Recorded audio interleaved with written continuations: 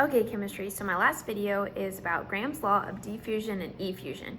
And so first of all, what is diffusion? So diffusion is whenever a gas is like spreading out. So for instance, somebody passes gas in class and then you can watch the wave of gas come by.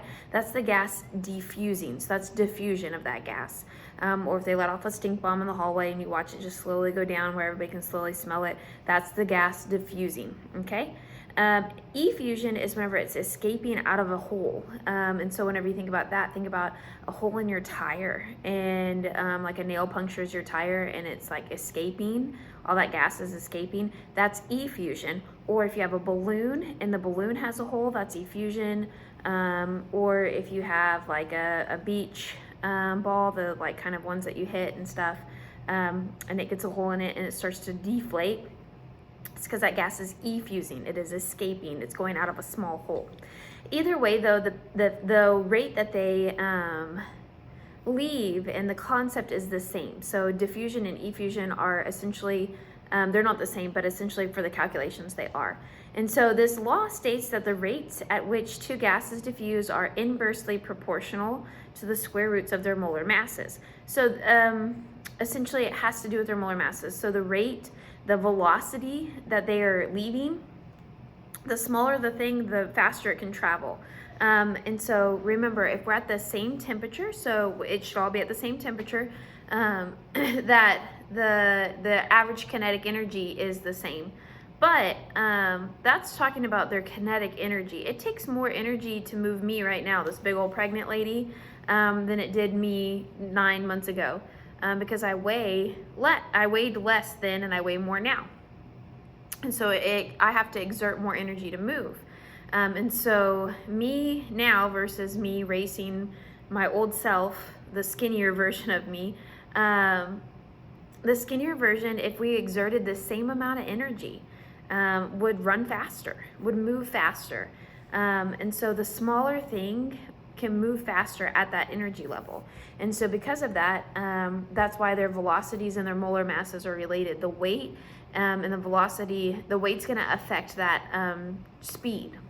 So that being said, we have the equation behind me. So your velocity, so V1 over V2, so the velocity of the first thing over the velocity of the second is equal to the molar mass of the second thing over the molar mass of the first, and then you take that square root. And so we have examples, and so that being said, it says the helium will leave a balloon faster than most other gases in the air in the balloon. Helium's the smallest gas. It's the smallest element on the periodic table, so it's going to effuse faster. Okay, then we have one that will actually work out. So example 1 says, find the relative rates of diffusion for the gases krypton and bromine. Recall the diatomic molecules, so that's letting you know for their molar masses.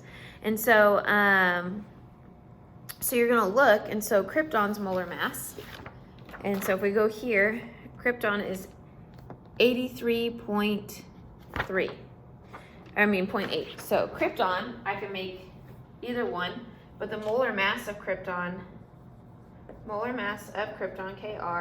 is 83.8.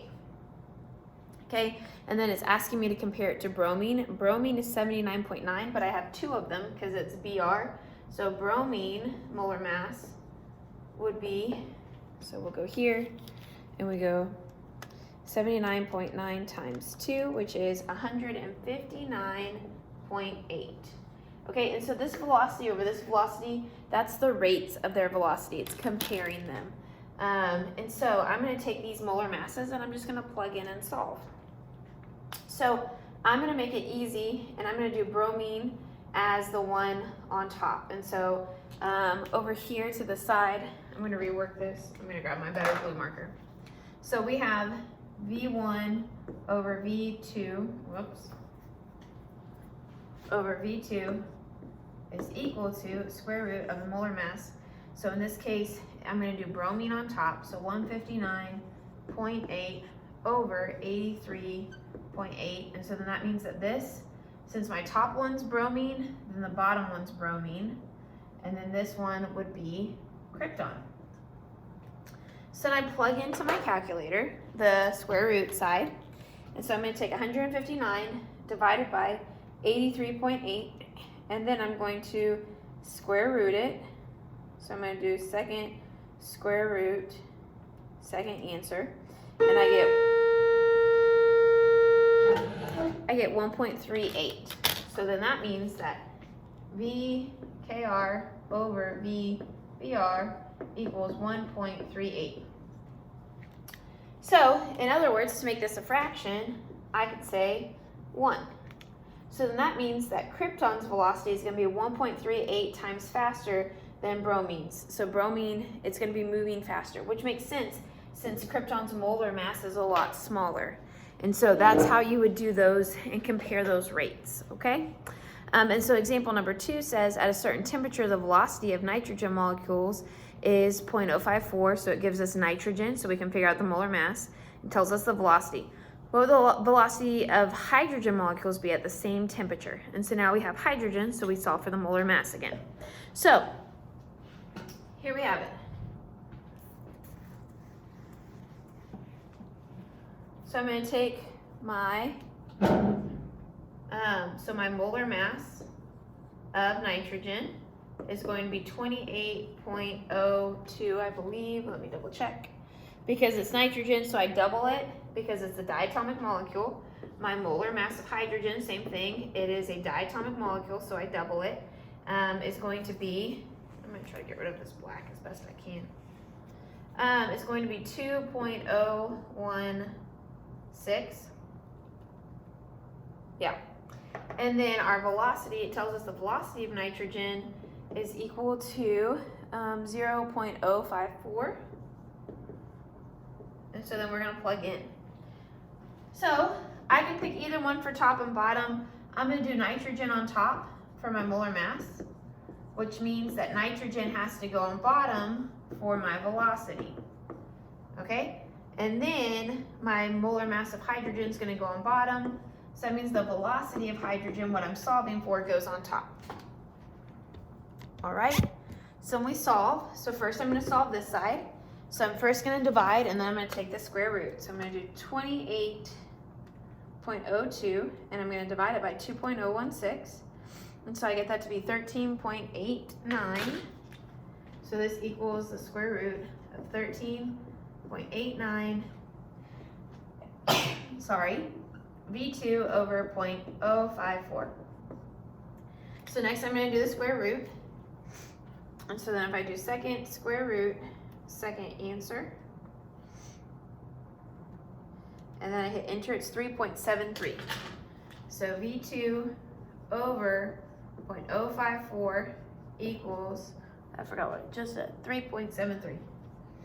So last I'm going to multiply both sides by my velocity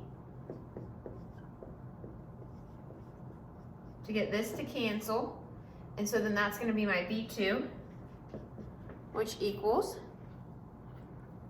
so if I take this answer, 3.73 times 0.054, I get 0.201.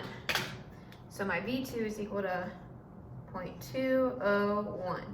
And that makes sense, and that would be meters per second because that's what the other one is. And that makes sense because hydrogen is a lot smaller than nitrogen, so it should be moving faster. Okay, so that's how you kind of work those, and you plug and solve that way. There is one more example in the notes, but I don't really have a whole lot of time, and this time you're solving for molar mass. First, you have to undo the square root, so you'd square both sides, but if you need help with that algebra, maybe ask your math teacher, but hopefully you can at least set up the problem, okay?